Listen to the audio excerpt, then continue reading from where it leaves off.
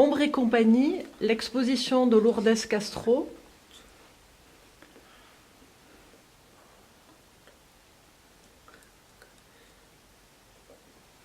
Et la première rétrospective en France de cette artiste importante de l'art portugais et qui est encore largement méconnue en dehors du Portugal.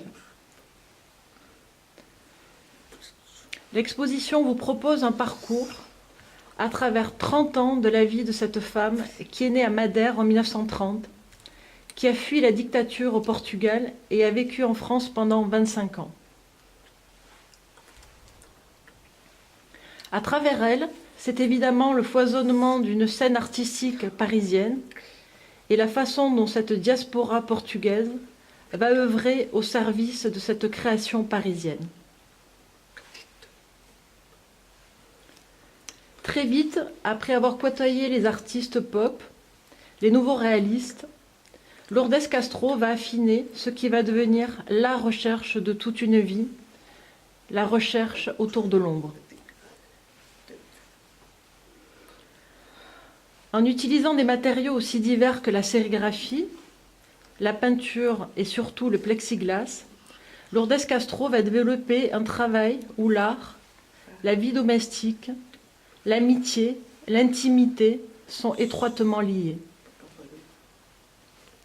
Cette exposition, elle a été rendue possible grâce à de nombreux prêts d'institutions prestigieuses au Portugal, comme la Fondation Serralves,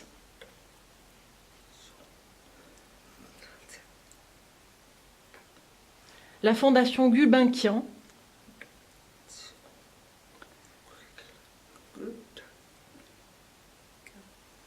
le musée du Chiado,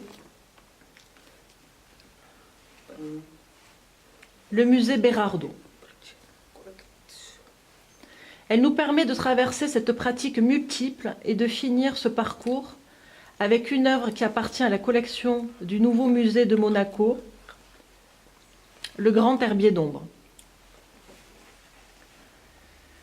Lourdes Castro, au début des années 80, va décider de se retirer de la vie artistique, d'acheter une propriété à Madère, et elle considère que sa dernière œuvre, c'est son jardin et l'attention qu'elle porte à son jardin.